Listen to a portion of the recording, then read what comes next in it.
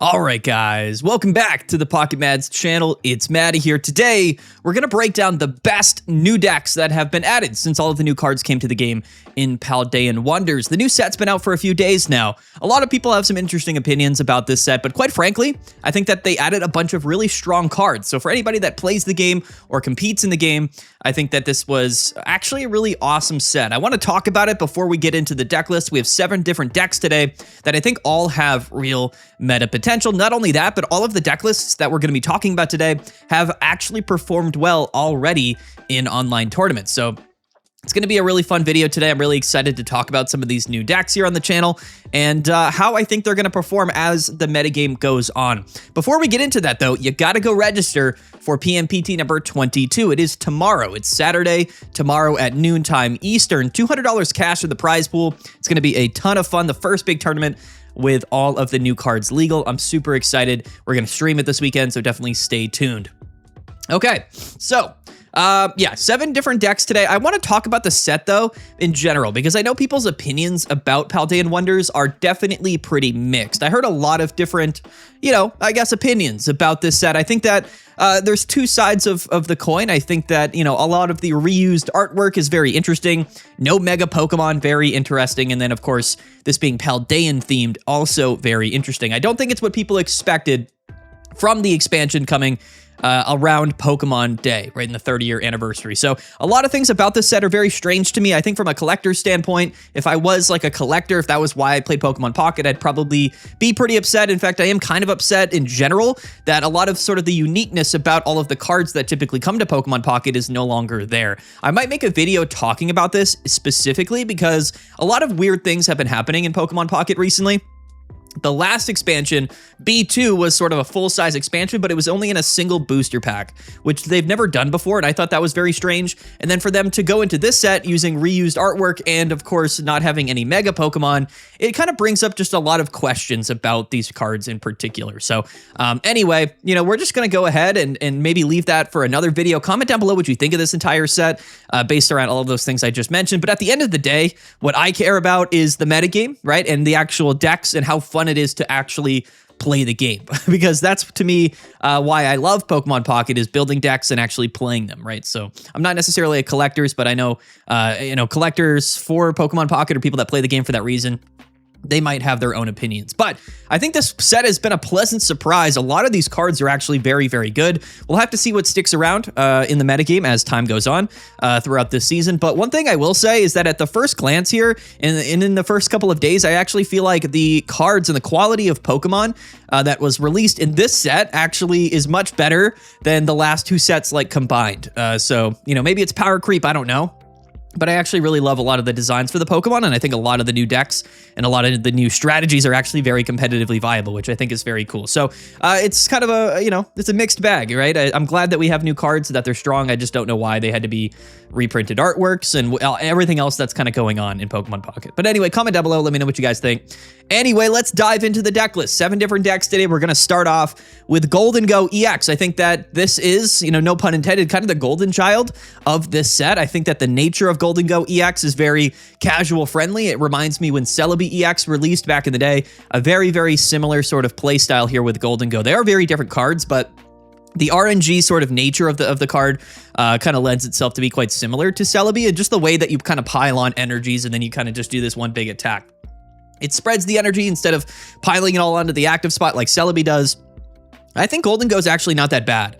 Now, it's hard for me to sit here, quite frankly, and tell people that I think Gholdengo EX is going to be, a real meta contender as the season goes on. Really, it depends on how many people end up bringing this particular strategy into tournament play.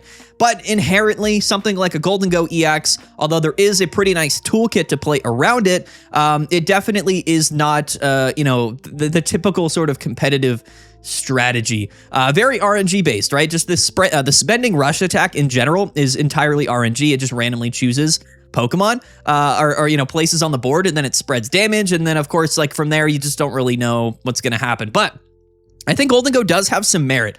I talked about it when I first saw this card. Realistically, we didn't know that we were going to be getting Orthworm, and I do think Orthworm is probably the best partner for Gholdengo, but I think Dialga EX was also probably a decent option. I don't have a Dialga EX version of this deck list, but I do know that that's also a somewhat fine deck list. But I do think that most of the successful Gholdengo decks in tournaments have been playing Orthworm, and it's basically just a 1-for-1 energy trade that Orthworm does, but it's a really nice basic Pokemon in the active spot. It's got 100 HP, only 1 metal energy to attack, so it's basically like a smaller, more consistent, and I guess kind of a quicker paced Dialga EX. It's also a single prize Pokemon, so you can kind of go Orthworm, and then into Gholdengo. And by the time you go into Gholdengo, it should have 3 or 4 energies attached, like pretty consistently, sometimes more. That is, of course, if you don't get like bench sniped and then brought up in the active. Things like this are going to be a little bit scary. This deck is not playing Protective Poncho. There's not as much Greninja this early season, but it is something that's going to end up being relevant in tournament play as the season goes on. And again, we have Metal Core Barrier. Lyra is a really nice card. I do think an Orthworm, mainly just for the times where you do just want to retreat out of Orthworm. Like, unfortunately, it has a retreat cost of 3. So once it's in there, there's really no way to retreat. So you kind of have to play Lyra, especially against Greninja decks, because they're just going to let Orthworm sit in the active spot and do nothing all game, and then they're going to chip away at Gholdengo, right? So things like that. Anything that does bench damage, I think you kind of need Lyra, or else Orthworm just gets kind of stuck in the active, and we never want to commit more than 1 energy to Orthworm because, you know, we want those energies to go on Gholdengo. So there's a couple of, you know, interesting things about this deck list that makes it just in general a little inconsistent. But at the end of the day, it's an RNG deck. It reminds me of like Dragonite back in the day. These are things that are not consistent, typically not kind of considered to be, you know, competitively viable. But if enough people play them, sometimes people get lucky, quite frankly, right? And Gholdengo can definitely win games. So I don't think this is like a full meme. I think that this has like tier 2 potential. It just really depends on whether or not people kind of choose to continue to play Gholdengo, you know, as the season goes on. That's sort of my interpretation of this, because it definitely can win. You just have to get kind of lucky with it. There's certain strategies in the game that can just sort of beat this deck fairly easily. But other things in the game, this is a deck that really punishes, you know, certain strategies. Like if you're playing a deck that is slow and is kind of building up a, you know, a big HP Pokemon, like Gholdengo just doesn't really care about that. And the more time you give Gholdengo to set up, the stronger it's going to be. So again, it's really not a bad card. You know, the upside to Gholdengo is that it's 150 HP. You have Lucky Ice Pops, you have Steel Apron, you have Metal Core Barrier. So again, realistically, when Gholdengo comes in, it can live an attack, and then you can get double spending rush attacks off, and that sometimes is enough to win the game. So again, I like Gholdengo. I think it's a legitimate deck. I don't know if it'll be a top tier deck, but it's certainly kind of the most popular new Pokemon in the set, which does make sense to me. It's a very casual friendly strategy, right? Not much strategy involved with this deck list. We'll see how it performs. Again, a couple of Gholdengos have placed pretty well at recent online tournaments. We'll see. Again, we don't really know until like we get some larger tournaments like this weekend and into next week, because that'll definitely sort of define the metagame, the results of those tournaments. But you know, we don't have no idea what's going to happen, so we're just going to have to sit and wait. But I like Gholdengo. Next up, we have Bellibolt. We actually have 2 different Bellibolt decks in this video.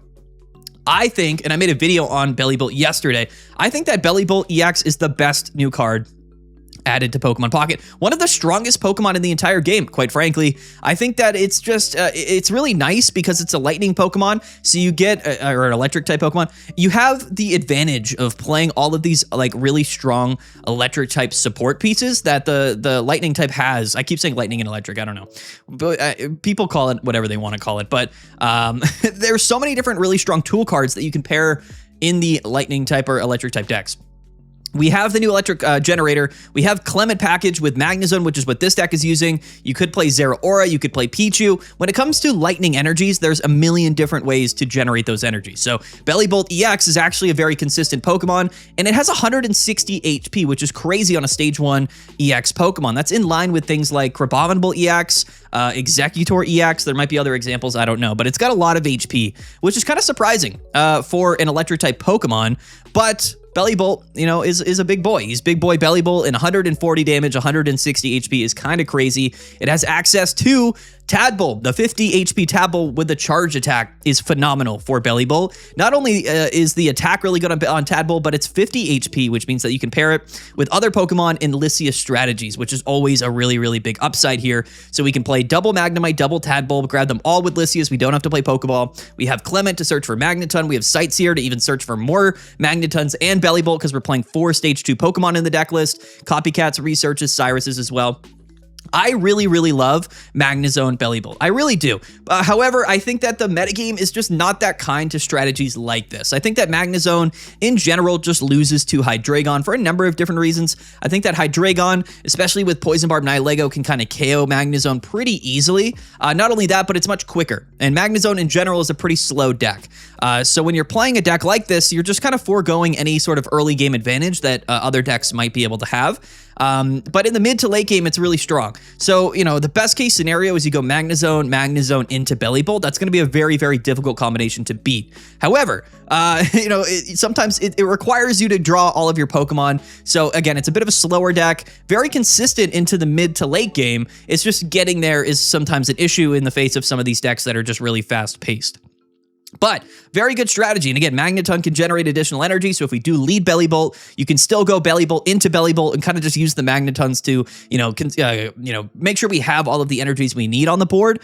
Again, this is a very strong deck. A lot of people are playing it in tournament. I don't think that the Magnezone strategy does well into Hydreigon specifically, but that doesn't mean that this is a bad deck list. So that's why we have two different Bellibolts actually in our in our video today, because I think they're both very competitively viable. I think one's just maybe a little bit more well-positioned. Anyway, Bellibolt's broken. I think it's honestly kind of the new top-tier deck in the game. I think the deck lists will get refined. I think that the disadvantage that Bellibolt will likely have moving forward is similar to Altaria. There's not one way to play it. So, you know, again, people are going to play Magnezone. People are going to play Zeraora. Maybe people play it other ways. We don't know, like maybe with Oricorio. And that can be a bit of a disadvantage when it comes to a deck kind of taking over the metagame or kind of solidifying a spot, because the meta shares and the results are kind of split between two different decks. So either way, Bellibolt is him. He's kind of the new guy here, and we're going to have to just live with it because it's a really strong Pokemon. It kind of reminds me of Altaria and Hydreigon. It's like a mix of them both. It's like if you kind of put them both together, or not together, but if you kind of found a nice middle ground between the two. Altaria, of course, being a 3-prize Pokemon, Hydreigon being a 1-prize Pokemon, Bellibolt is a 2-prize Pokemon. However, it has more HP than Hydreigon, less than Altaria. It can attack on your second turn going first, but it's still kind of predominantly, I would say, a going second, Pokemon, just like Altaria is, but it does have going first potential, just maybe not as strong as Hydreigon's potential. But I really love Bellibolt, guys. I think that this is sort of the new strategy that I think will cement itself as like a top tier deck. We'll just have to wait and see what happens, but I'm really high on Bellibolt. I think it's very, very strong. Next up is going to be something that I think a lot of people are surprised about. So I've been testing a lot with Skeledirge. I think it's actually a really, really good Pokemon, and I think a lot of people aren't necessarily playing it the correct way. I took a look at Skeledirge, and I kind of thought to myself, well, you know, to be honest, like, yes, this is a Pokemon that kind of can be used to power up another Pokemon that's in the active spot, but there's nothing saying Skeledirge can't boost itself up. This is just one example of a deck that did well recently in a tournament, but I would actually change around this deck in a number of different ways, and I'll talk about that in a little bit. So anyway, Skeledirge here with the Passionate Voice ability, it can basically discard one of its fire energies to deal 50 plus damage to your opponent, it boosts your active Pokemon's damage to your opponent's active Pokemon. I don't know how to say that. I'm fumbling over my words, I suppose. But that means that the 70 damage attack from Skeledirge does 120, and all you have to do is just attach an energy, discard it, and that's really not a big deal considering Flame Patch can just bring that energy right back, or maybe we already have two energies, so we can just attach a third and then do it that way. Flame Patch plus Lucamine, when you pair it with Blacephalon, is actually really, really good. This allows you to Passionate Voice boost up Pop-Up Punk, or Pop-Punk's, the Pop-Punk attack from Blacephalon EX to deal 190 damage. This is way easier than you might think it is, which is absolutely insane. 190 damage is phenomenal. That means you can 1-hit KO a ton of different Mega Pokemon. I actually think that Blacephalon is the best pairing for Skeledirge. Now, that being said, this deck list that I have on the screen right now is playing double Blacephalon and like double Lucamine, so it's very much centered around Blacephalon. I think you could just play this entire strategy, but play it almost exactly like we play Hydreigon. Just replace Skeledirge for Hydreigon, and then, or replace Hydreigon for Skeledirge, and then replace Absol with Blacephalon, and then maybe you could play like, you know, the bench sniping Heatmore, or even the Heatmore that does 30 damage to the active, instead of playing double Blacephalon, because you don't really want it in the active spot. Basically, you just play it just like you play Hydreigon. Skeledirge can kind of, you know, chill in the active spot for a while. It can deal really good damage, and it's pretty tanky, 150 HP, can attack on your second turn very consistently.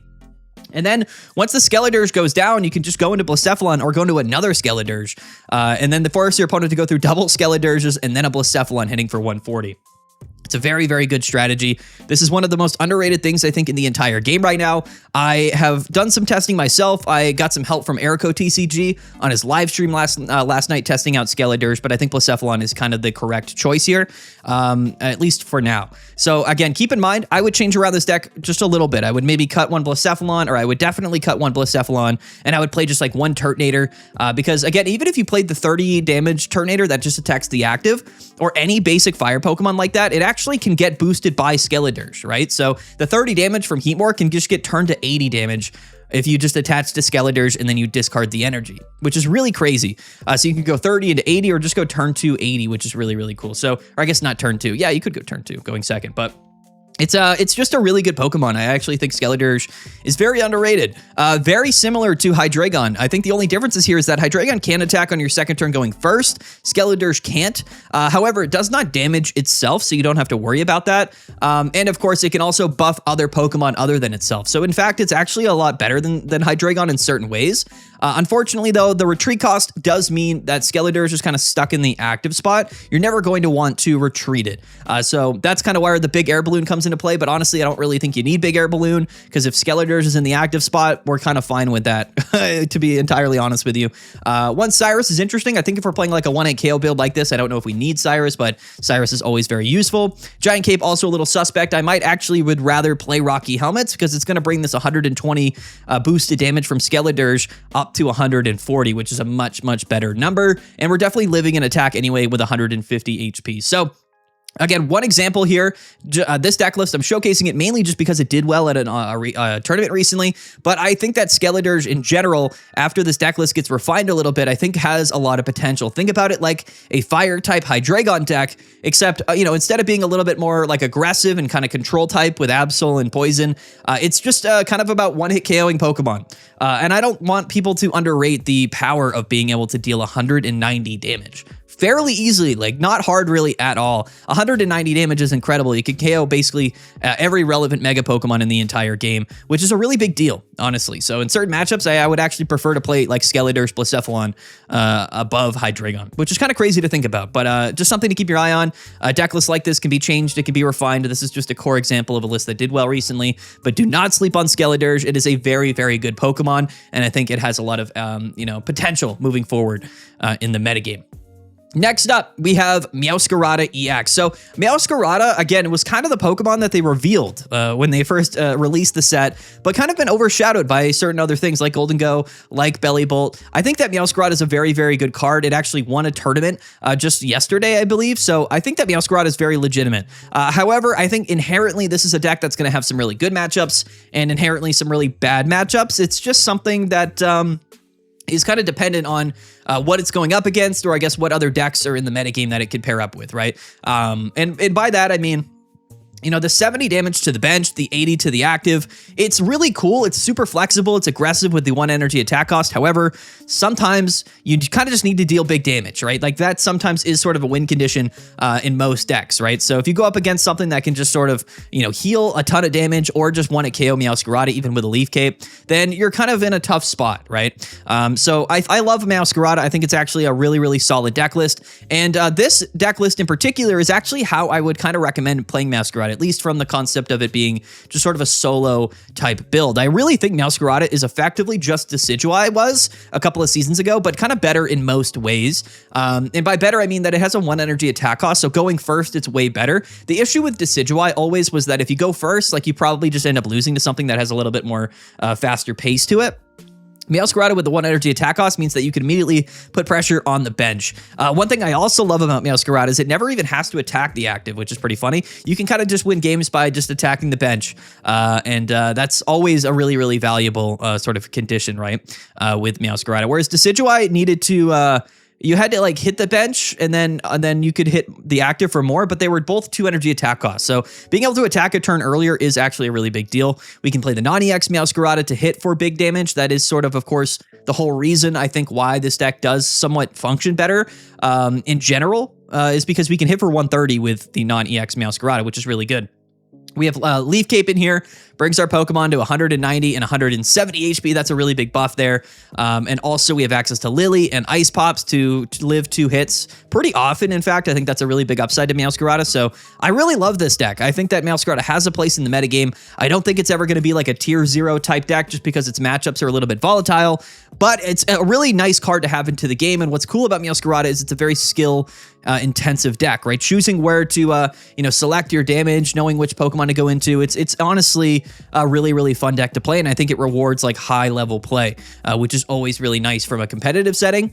I think after this weekend and after we get some more time, we'll be able to kind of break down the matchup data for all of these decks and kind of determine where they do well, where they don't do well. We just don't necessarily have enough data at this point to kind of, quantify that exactly. But hopefully it comes pretty soon. It will come soon. We just need enough people playing in tournaments. So again, go register and play this weekend. It's going to help out the meta progression a lot. Meowscarada is an interesting card. Some decks have been playing it. Some people love it. Some people hate it. It's a very interesting stadium card. Yet again, kind of an RNG based card, but you can kind of control when you put it into play. I think Meowscarada is underrated in the sense that you can use it to get rid of one of your opponent's stadiums and find a Pokemon all in one turn. So it's not a stadium that you kind of just want to play down like willy-nilly and then your opponent has the opportunity to find a Pokemon as well.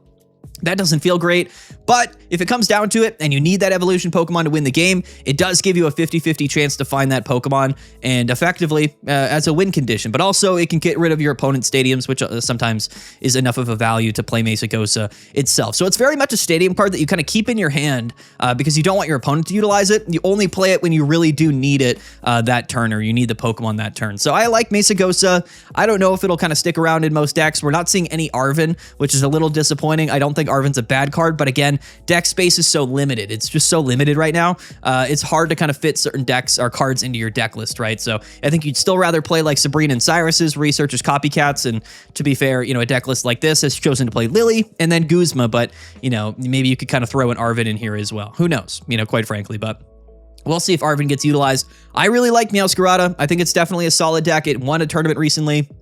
It's been struggling in some tournaments, doing well in others. It really just depends on which, what matchups that Meowscarada players get, quite frankly. So anyway, there you go. There's Meowscarada, and this is in fact how I would play it, at least in terms of, not pairing it with any other Pokemon. And I think that's kind of correct, honestly. You just play it like Decidueye. Some of the other cards you could swap out, I think Ice Pop is broken. We are banning Ice Pop this weekend. So, again, I think that Ice Pop is kind of a card that is just worth playing in basically every deck list, but it's inherently kind of a toxic card, which is why we banned it. So basically in any of these decks, if you could slot an Ice Pop, just do it. It's going to win you games sometimes, especially when Ranked comes out. You know what I mean? Next up is going to be the other version of Bellibolt, which is sort of what I'm calling like Turbo Bellibolt or like High Roll Bellibolt. And I actually like this version of Bellibolt better than the Magnezone version just because it's high roll. So you can kind of combat other high roll decks like Hydreigon. And basically this deck is all about going turn 2 140.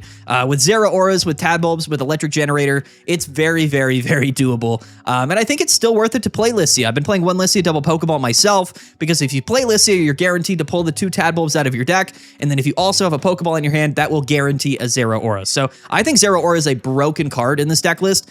You can utilize the free retreat pretty easily. Electric Generator sometimes does just win you games by flipping heads. I think Generator is extremely good in Bellibolt, but it's probably going to be worth playing in other lightning type decks as well. The one Chingling in here is interesting. This is just an example of a list that did really well recently at a tournament. I think Chingling is just a useful card. I mean, you could play it, you could not play it. I don't think it's really worth playing Pichu. I think baby Pokemon are a bit of a liability in general in a deck like this because of the prize math. If the Chingling goes down, then your opponent only has to go through one Bellibolt, and we would like to force our opponent to go through double Bellibolt. That's kind of the entire concept of the deck list. But, Trading Arena, Rocky Helmet's boosted damage, we're hitting for 150, plus Rocky Helmet, that's 170. Tons of damage output. Zero Aura is also a very aggressive attacker. It's going to be able to KO baby Pokemon, put some pressure on dinos in the active. I just, in general, really love Bellibolt. And again, we are in an RNG sort of high roll based metagame right now. However, you also got to keep in mind that Bellibolt is a Pokemon that would love to use Lucky Ice Pop. It really would, because it's got a lot of HP. So, if you get lucky on an Ice Pop here or there, then sometimes you live 2 hits, and that can be the difference, right? So Ice Pop, definitely something that works really well with Bellibolt. I think you got to play Electric Generator if you're not playing Magneton and Magnezone. I like Training Arena. I really do. 150 is definitely a good number. Sabrina and Cyrus makes sense to me in the deck list as well. And of course, course, I think Rocky Helmet's just going to be really relevant always. I think it's still the best damage modification card in the entire game. So yeah, here's just one example. But again, you know, depending on, you know, what other decks are prominent in the metagame, then maybe we just sort of cut certain things and we change certain things. Again, if Ice Pop was legal this weekend, I would probably play Turbo High Roll Bellibolt with Ice Pop because I think that it is effectively broken. But anyway, this is just sort of the other version of Bellibolt. The deck lists are going to get refined. They're going to get changed as time goes on. So, you know, just stay tuned on the channel. Anything that does well at any large tournament, we'll make sure that we highlight it. And then maybe at some point there will be sort of a definitive Bellibolt deck that people, you know, kind of copy paste, I guess. You know, that's sort of what happens, right? As time goes on. But anyway, I love Bellibolt. I think it's sort of the new top dog, or one of the new top dogs in the metagame. Speaking of dogs, we're going to talk about Houndstone. That's right. This is a lot better than I thought it was, to be honest. When I saw Houndstone, and I'm going to be the first to say it, I thought this card was absolute just like filler. But I did sort of realize there is enough Pokemon in the game that you can get in the discard pile. I'm not saying that Houndstone is like a meta deck. I think this is definitely one of those like fringe meta decks, like a Mag Cargo type deal. So I'm not going to sit here and tell you that I think Houndstone is going to be like competitively viable, but it is a new strategy. And I think that it does make sense with Gourgiest in the game. Klefki's a really nice card that you can discard. This deck is playing Meloetta, which again makes sense to kind of find more and more psychic Pokemon. So the package is here. We also have Peculiar Plaza, a free retreat. So I think the whole system does make a little bit of sense. I think this is supposed to be sort of an aggressive deck. You kind of lead with Gourgeist, and then you kind of finish off the game with a big Houndstone last respects attack. So it does kind of flow in a way that does make sense. So this is, to me, a real strategy. It's a single prize archetype, which means that, you know, in some matchups, you're actually going to have a pretty big advantage. Again, I'm not going to sit here and tell you that I think this is going to be a top tier deck list, but I did want to mention it because this is a lot better than I initially thought it would be. When I saw the Pokemon in the discard pile, I was not thinking about Gourgeist or Sableye or anything like that. I just really thought, like, well, that we don't like... I was comparing it to the official TCG, which just has a ton of cards that say discard your hand and draw 7. Like, you know, and it's super easy to just kind of pile a bunch of cards in your discard pile.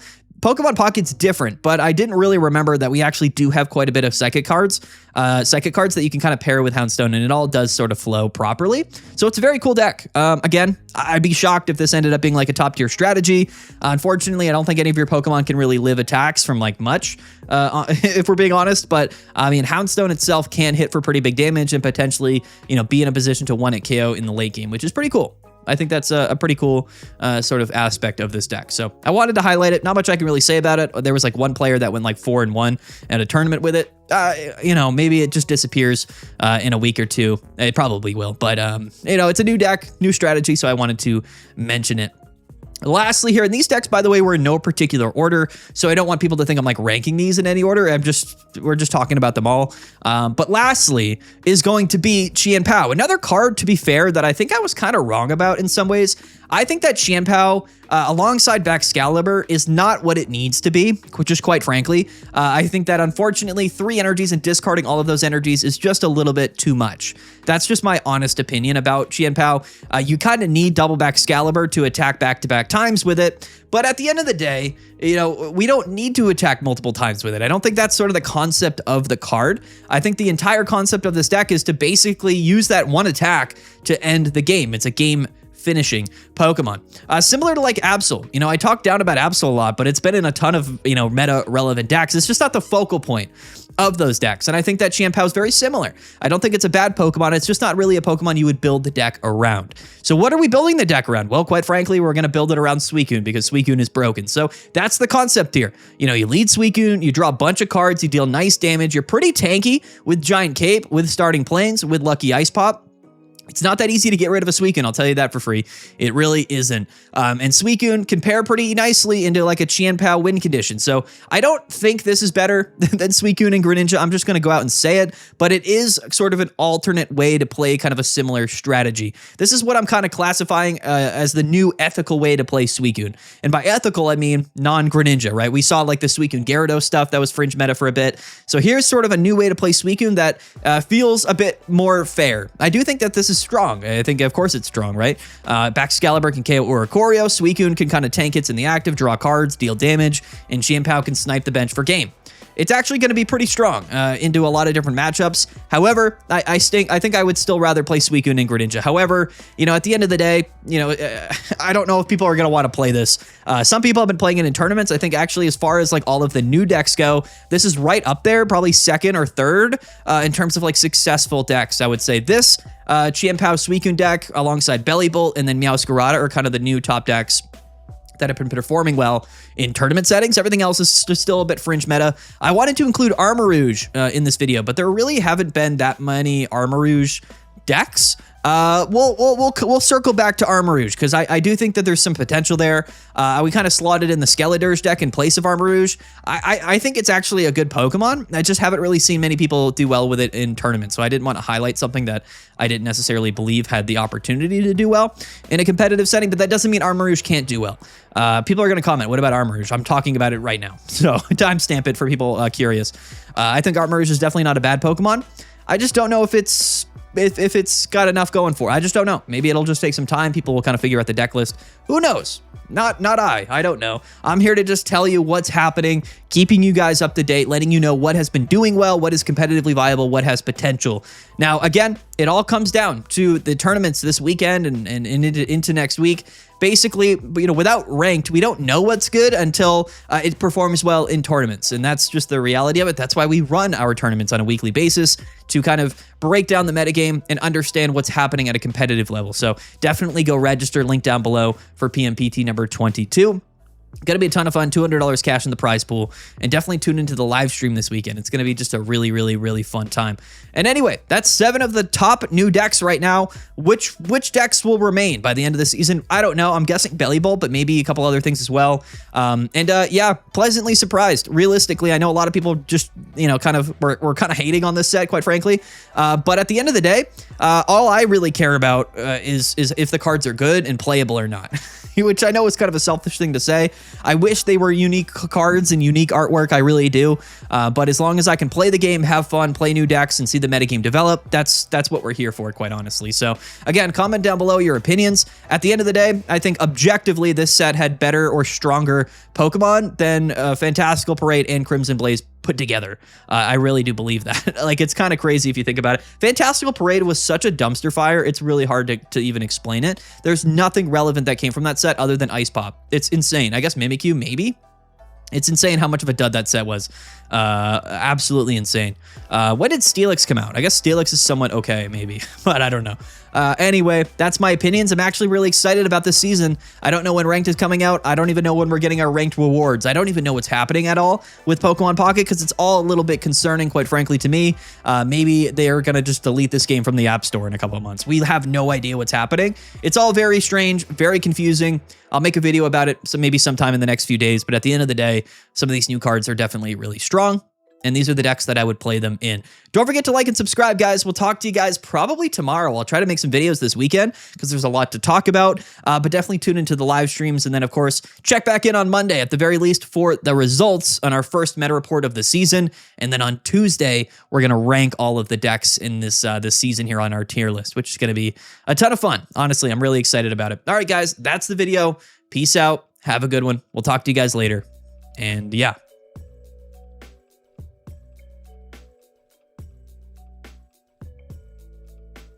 Bye.